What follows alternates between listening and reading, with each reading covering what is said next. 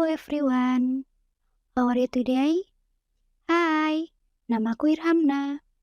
Kalian bisa memanggilku dengan nama Irna. Pada kesempatan kali ini, aku akan berbagi pengetahuan mengenai teks prosedur. Teks prosedur.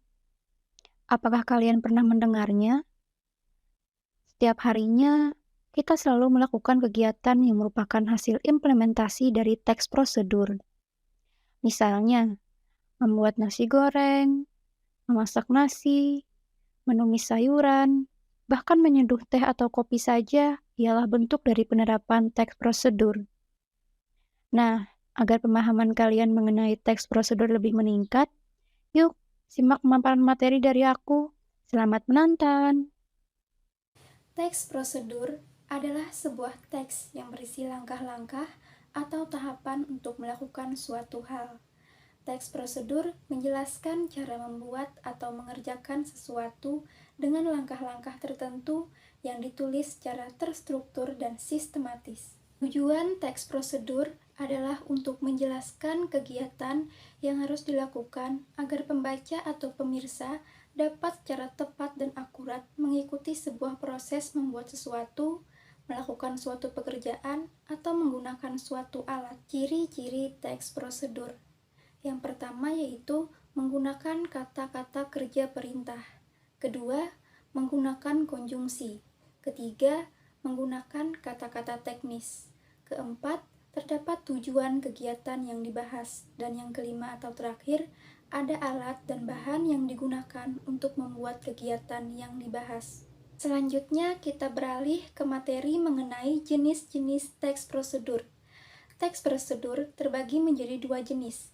Yang pertama yaitu teks prosedur sederhana, dan yang kedua adalah teks prosedur kompleks. Teks prosedur sederhana ialah teks prosedur yang berisi langkah-langkah yang terdiri dari 3 atau sampai 4 tahap. Contohnya yaitu cara menghidupkan televisi. Yang kedua ada teks prosedur kompleks. Teks prosedur kompleks terdiri dari banyak langkah. Contohnya yaitu cara membuat donat. Beralih ke materi mengenai struktur teks prosedur. Struktur teks prosedur terbagi menjadi 4. Yang pertama yaitu tujuan.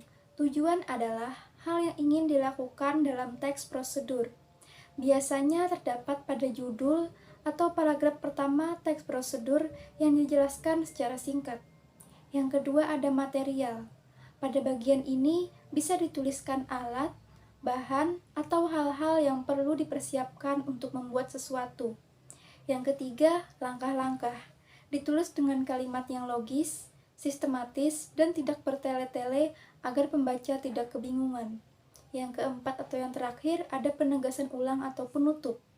Pada bagian ini dapat dituliskan simpulan atau manfaat jika pembaca berhasil mengikuti petunjuk yang terdapat di dalam teks prosedur. Untuk menguji pemahaman siswa mengenai teks prosedur, kita akan berlatih menjawab beberapa pertanyaan terkait materi tadi. Untuk tautan soal akan saya cantumkan di kolom komentar. Selamat bekerja! Nah, berdasarkan pemaparan materi yang telah kalian simak tadi, kita memperoleh beberapa simpulan. Yang pertama mengenai definisi teks prosedur. Teks prosedur adalah teks yang berisi langkah-langkah atau tahapan-tahapan yang harus ditempuh dalam melakukan suatu kegiatan agar kegiatan tersebut tidak terhambat ataupun sampai gagal. Suatu teks prosedur tersusun atas struktur agar teks tersebut bisa dimengerti oleh si pembaca. Adapun struktur yang menyusun suatu teks prosedur yaitu tujuan, langkah-langkah, konjungsi, dan keterangan waktu. Ciri-ciri teks prosedur yaitu partisipan manusia, verba material, verba tingkah laku, konjungsi temporal, konjungsi jika, apabila, dan seandainya, kalimat imperatif, kalimat deklaratif, dan kalimat interrogatif.